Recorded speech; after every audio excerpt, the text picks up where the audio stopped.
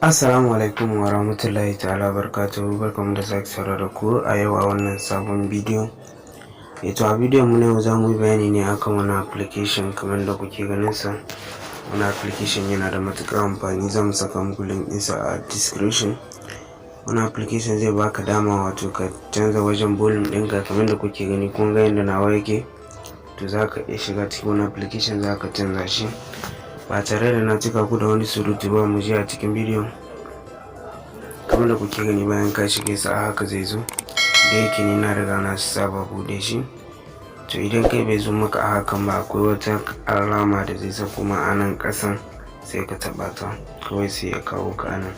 To bayan ya zo da kai a nan, sai ka zo ka taɓa wannan. Kamar da kake gani, bayan ka taɓa shi sai ka danna nan. Kaga nan take sai baka ya ce ka ba wani application dama. Kamar da kake gani, bayan ka shiga sai ka haɗa shi kamar haka, sai ka zo ok.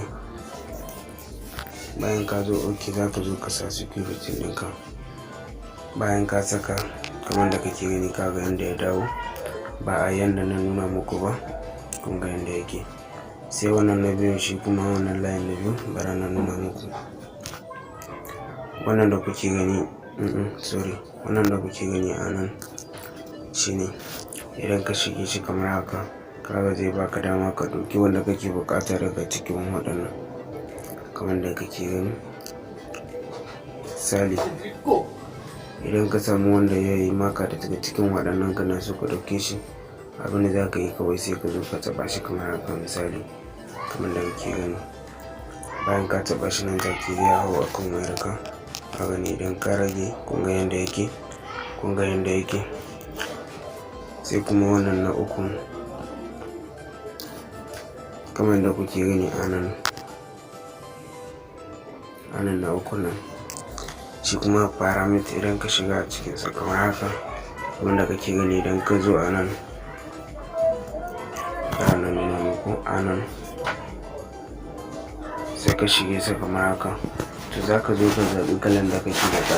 Misali bari na ɗauki wannan kalan, sai na taɓa shi kamar haka, kun ga yanda ya dawo. Za ka zo ka zaɓi kalan da kake buƙata daga cikin su. Misali bari na tsara canzawa, bari na ɗauki jan nan. Kamar da kuke gani, kun ga ya dawo ja. To wannan shine ƙarshen wannan shirin, sai mun sake saurara da ku a wani shirin na gaba. Muna roƙon ku kada ku manta ku je ku danna mana subscribers a wannan tasha ta mai suna Sadiq Hadashimu TV domin samun sababbin shirye-shiryen mu idan mun ɗora. Mun gode.